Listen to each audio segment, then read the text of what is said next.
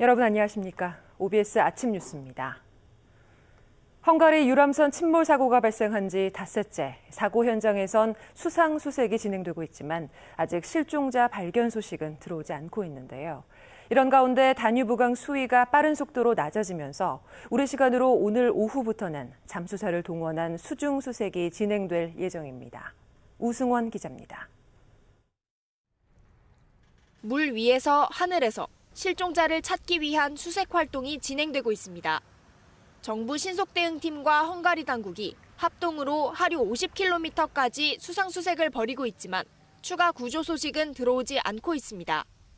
어제 유실물 6점을 수거해 모자에 붙은 머리카락의 감식을 의뢰한 것이 전부입니다. 이런 가운데 현지 시간으로 3일 오전, 우리 시간으로 오늘 오후부터 침몰된 선체와 주변에 대한 수중 수색이 진행됩니다. 잠수사 18명이 수색에 나서 유실망 설치와 선체 수색을 벌일 예정입니다. 그동안 높은 수위와 빠른 유속으로 난항을 겪었지만 다뉴브강 수심이 어제보다 26cm 낮아지는 등 수위가 급속히 낮아지고 있다는 헝가리 물관리 당국의 예보가 나와 수중 수색의 기대감을 높이고 있습니다. 우리는 세월호 경험도 많고 또 전문 기술들이 많이 있는 요원들이 있기 때문에 우리 측 방안에 대해서 헝가리 측에 설명을 했고 헝가리 측에서는 일단 우리 측 방안에 대해서 동의를 했습니다. 또 헝가리 당국의 헬기 3대를 추가 지원받아 수상수색 활동 반경도 넓혀나갈 예정입니다. 수중 수색에서 성과를 얻지 못할 경우 양국은 이르면 6일 선체 인양을 시작하기로 했습니다.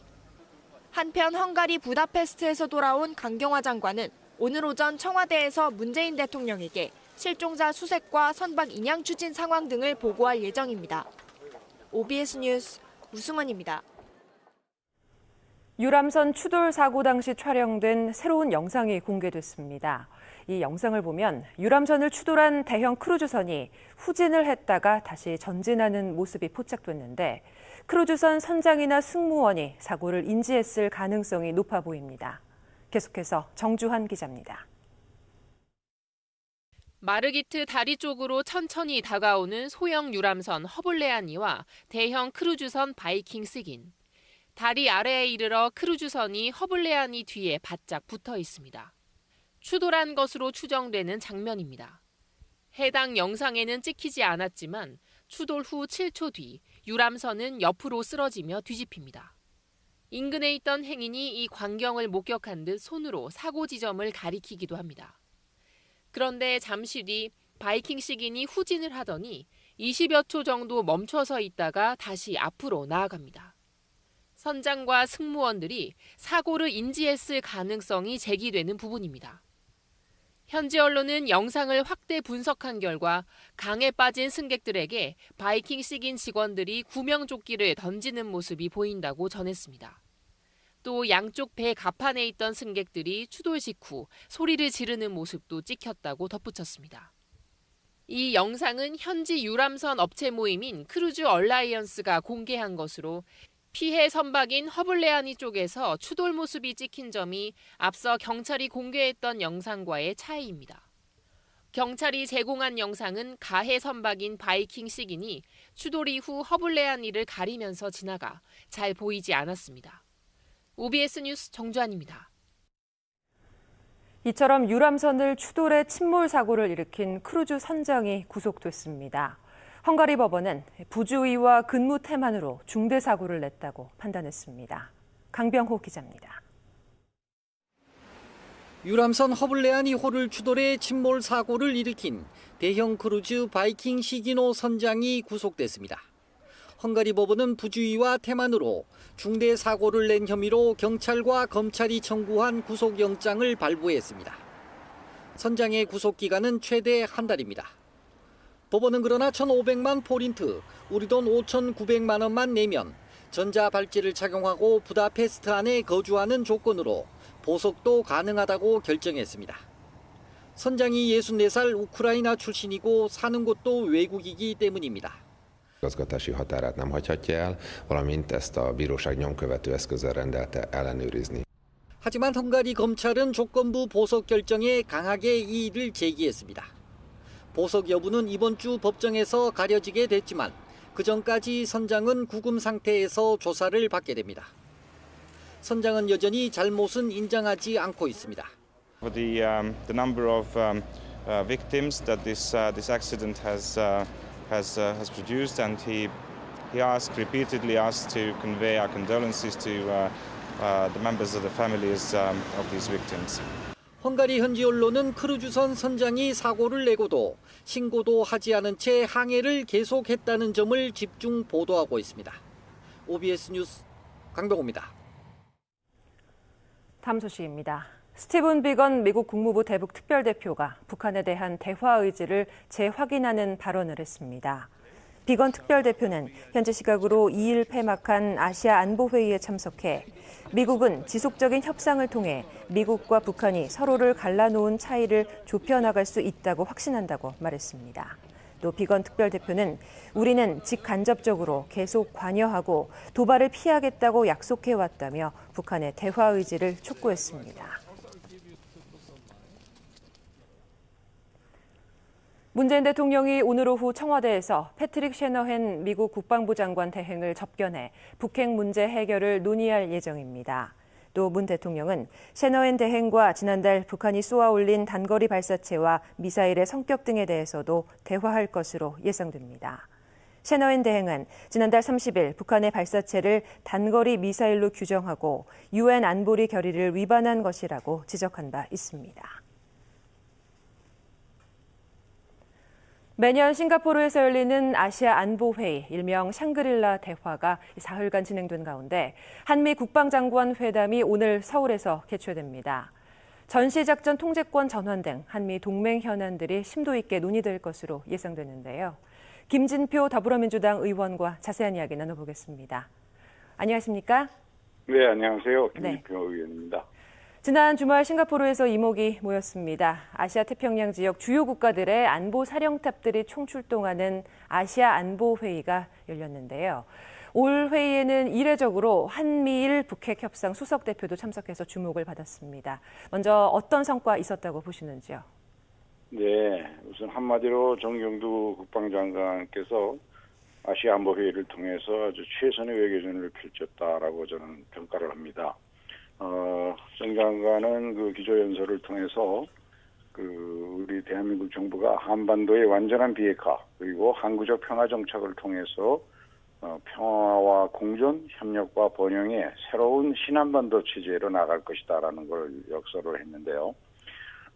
이러한 그 기조연설 외에도 중국 웨이핑어 국방부장 또 일본의 여야 다카시 방위상 등을 포함해서 유럽의 몇 나라들 그 국방장관들하고도 양자회담을 가졌었죠. 네. 특히 한미일 국방장관 간의 3자 회담을 100분간 진행하고 공동 기자회견을 했는데 이 유엔 안보리 결의를 철저히 이행하는 것을 전제로 해서 북한의 완전한 비핵화를 요구하고 또 그렇게 함으로써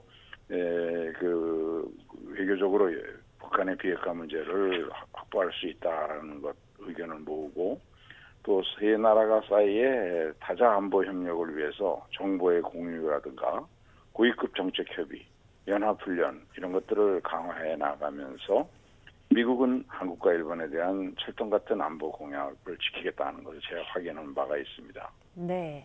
말씀하셨지만 무엇보다 정경두 국방부 장관이 이와야 다케시 일본 방위상과 회담을 열었다는 점 성과로 꼽을 수 있지 않을까 싶은데요. 8개월 만에 만났습니다. 한일의 40여 분간의 회담 그 자체로 좀 큰 의미를 가질 수 있을 것 같은데 어떻게 보십니까?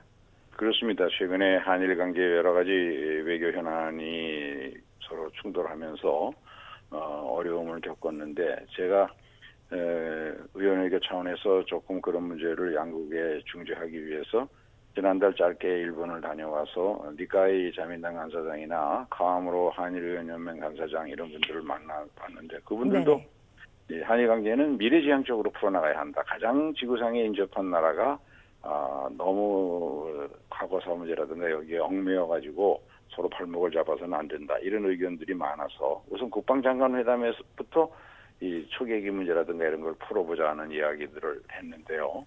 이번에 한일 국방장관 회담 통해서는 3자 회담에서 논의됐던 항행과 상공비행의 자유가 서로 보장되어야 하고 모든 네. 분쟁은 국제법 원칙에 따라서 평화적으로 해결되어야 한다. 그렇게 하려면은 이런 분쟁을 근원적으로 막으려면 좀 더 한일 간의 긴밀한 정보의 공유, 또 고위급 정책 협의, 연합훈련 이런 일들이 좀 더 자주 또 일어나서 이런 문제의 근본적으로 발생을 막아야 한다 하는 쪽으로 의견을 모은 것 같아서 앞으로 한일 분야의 다른 갈등에도 좋은 영향을 미치지 않을까 생각합니다. 네. 그리고 오늘 정경도 국방부 장관과 패트릭 셰너헨 미국 국방부 장관 대행이 만납니다. 한미 국방장관 회담, 셰너헨 장관 대행 부임 후에 두 번째로 열리는데요. 북한의 발사체 도발에 대해서 유엔 안전보장이사회 결의를 위반한 것이라고 발언한 바가 있죠. 혹시 대북 정책 기조에 변화가 생긴 건 아닐까 하는 이런 시각에 대해서는 어떻게 보십니까? 그 인식과 판단은 우리 문재인 대통령도 탄도미사일 발사가 포함되어 있으니까 이것은 그 유엔 결의를 위반한 것 아니냐라는 같은 인식을 했죠. 그런데 이제 이 문제는 트럼프 대통령이 그 트윗을 통해서 네. 북한이 작은 무기들을 발사한 것에 대해서 사람들의 신경을 거슬리게 했지만 나는 아니다. 나는 김정은이 나와의 약속을 지킬 것이라고 확신한다. 이런 이제 메시지를 내보내서 볼턴이라든가 또 셰너헨이라든가 이런 사람들의 걱정에 대해서 좀 자신감을 표시했는데요. 셰너헨 그 장관 대행도 북미 대화를 우선시하고 제재와 압박을 병행하는 트럼프 행정부의 대북 정책에는 변화가 없다.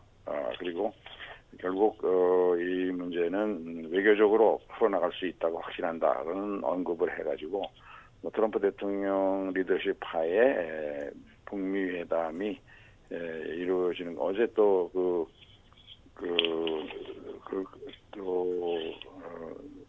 그런 이야기들이 계속 나오니까 네. 제가 볼 때 외교를 통한 한반도 비핵화를 강조한 점에서는 모두 큰 기조의 변화는 없었다고 생각합니다. 네, 오늘 이제 한미 동맹 현주소를 확인할 수 있는 자리가 될 것으로 보이는데요. 이런 네. 가운데 강효상 의원 기밀 유출 논란이 여전히 뜨거운 감자입니다. 정부가 감추고 싶어하던 한미 동맹 균열의 현주소를 국민에게 알린 책임을 자신에게 묻고 있다 이렇게 항변하고 있는데 민주당 측에서는 강 의원의 일탈이 한미 동맹에 누를 끼쳤다고 보고 있는 거죠. 그렇죠. 우선 민주당이 그런 것이 아니라 반기문 같은 최고의 외교관도 이 대외적으로 정상 간의 담화 내용을 쌍방이 합의하지 않았는데 당연히 기밀로 보존해야지 이걸 정치권에 누설했다는 것은 참 불행하고 절대로 있어서는 안 될 일이다. 또 MB 정부 때 천영우 전 그 외교안보 수석이 자유한국당이 계속 강효상 의원의 폭로를 두둔한다는 것은 공당으로서 의심받을 수밖에 없다. 국제사회에서 대한민국을 상정하지 못할 국가라고 만드는 행위 아니냐 이것은. 그러니까 국민의 알 권리나 공익으로 정당화될 수 없다. 하면서 차기 정권을 꿈꾸는 책임 있는 정당이라면 강효상 의원을 출당시켜야 한다. 이렇게까지 강하게 비판하고 있거든요. 이런 것들이 이제 여론조사에서도 한국 리서치 최근에 나온 여론조사 보면 국가기밀 누설이 59.1, 알 권리 차원이라는 건 23.9, 외교적 파장이 부정적이다고 하는 것이 무려 64.7%나 나와 있으니까 아마 네. 자유한국당도 이제는 더 그런 궤변으로 덮으려고 하지는 못할 겁니다. 네.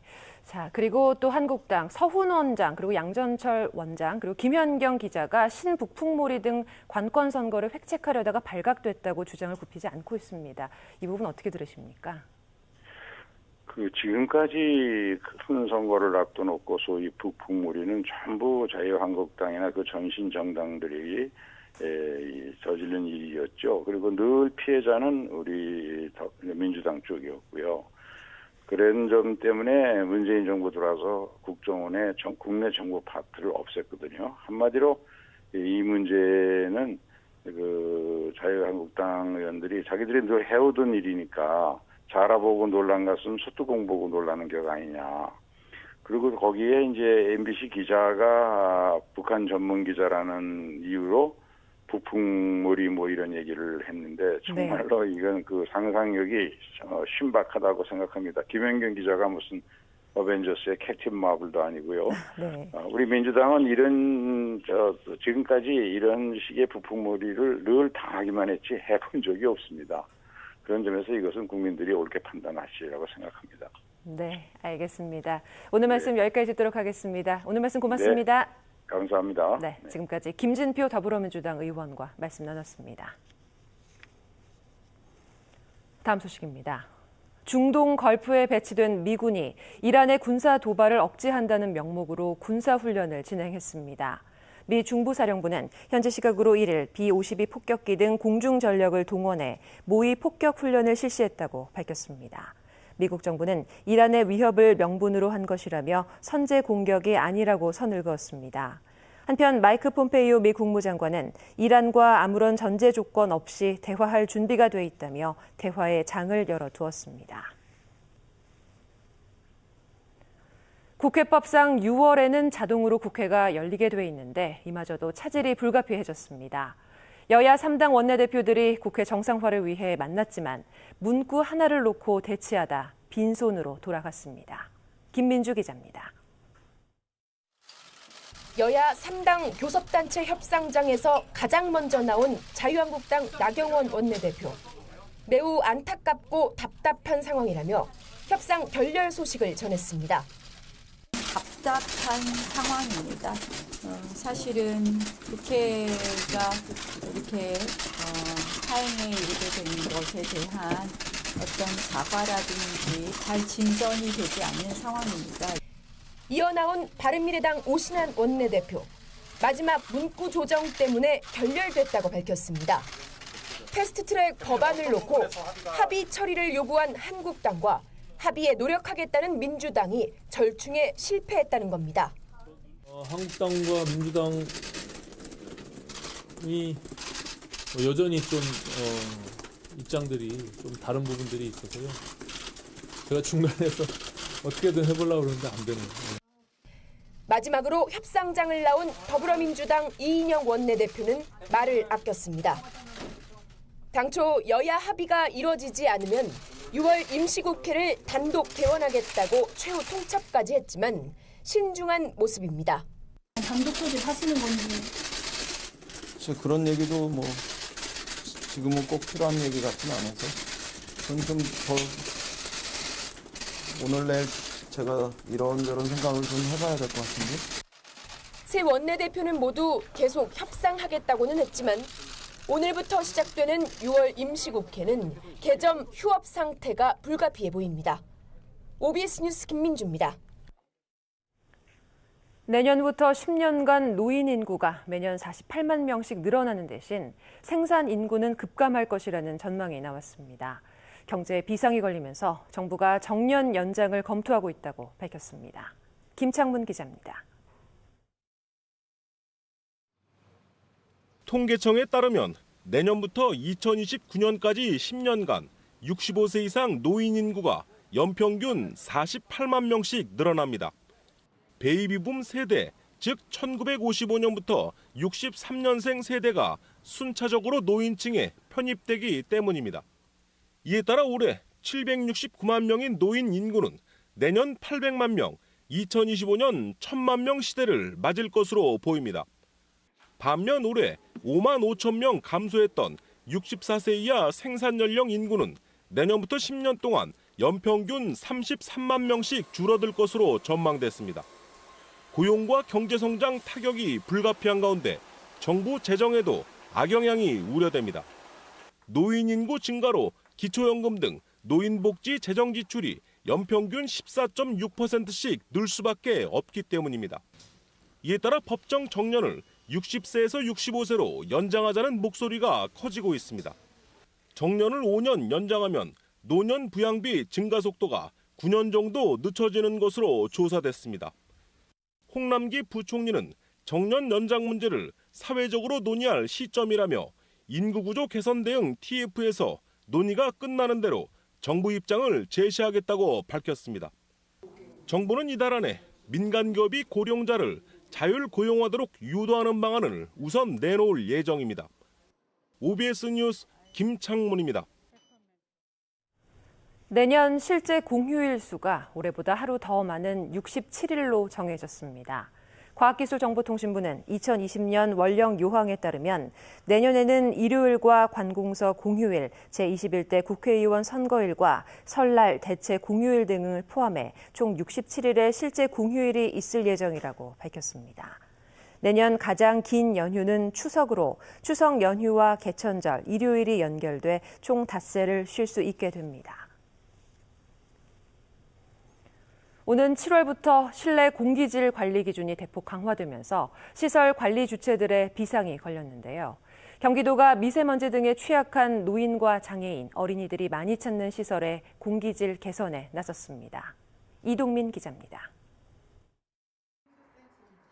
강의실에 모인 어르신들이 영어 공부에 푹 빠졌습니다. 좁은 공간에 많은 사람들이 모였지만 실내 공기질은 쾌적합니다. 외벽은 친환경 페인트로 칠해져 있고 강의실 한켠에는 미세먼지 측정기가 가동됩니다. 창문엔 일반 방충망보다 더 촘촘한 미세먼지 거름망이 달려 외부 먼지를 차단해줍니다. 전에 기침도 좀 많이 하고 답답하다고 하셨는데 지금 굉장히 편안해 하시면서 수업이 잘 진행되고 있어서 오는 7월부터 실내 공기질 관리 기준이 대폭 강화됩니다. 미세먼지로부터 취약계층들을 보호하기 위해서입니다. 경기도도 이에 맞춰 3년 전부터 추진해온 실내 공기질 개선 사업인 맑은 숨터 대상을 대폭 확대했습니다.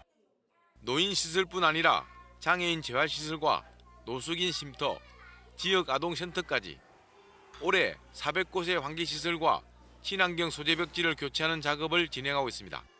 친환경 소재를 활용한 환경 개선을 통해서 실내 공기질이 많이 개선되고 그로 인해서 건강 증진에도 많이 도움이 될 거라고 저희는 생각하고 있습니다.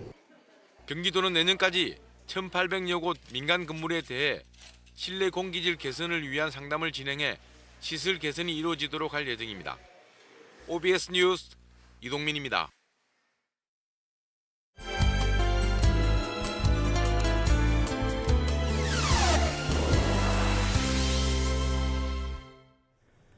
새로 나온 책, 오늘은 인생을 살아가는 다양한 방식을 담은 신간을 소개합니다.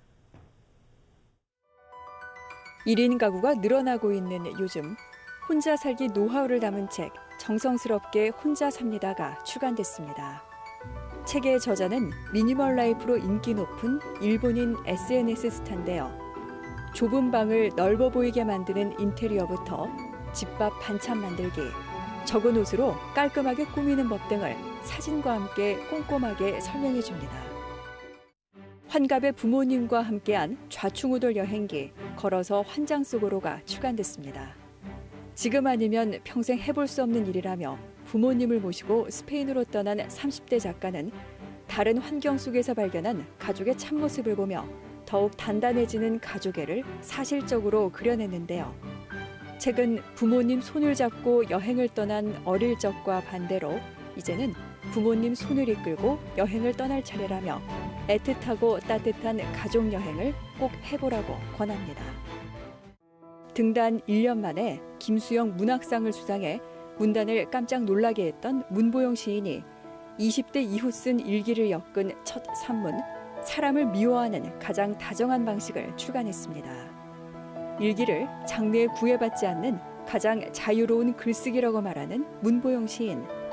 과거 연인들과의 추억부터 사랑에 대한 단상, 우울증을 앓던 경험까지 자유분방한 상상력으로 남다른 생각을 풀어냈는데요. 때로는 달콤하고 때로는 씁쓸한 그녀의 성장기는 독자의 공감을 불러일으키며 삶을 위로하고 응원할 겁니다.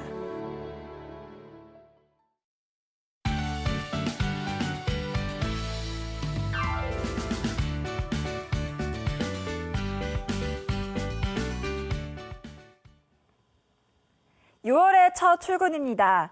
주말부터 한여름 더위가 이어지고 있는데요. 오늘도 덥겠습니다. 현재 서울 기온은 16도로 출근길 공기가 선선하게 느껴지실 테고요. 낮에는 29도까지 올라 7월 하순의 더위를 보이겠습니다.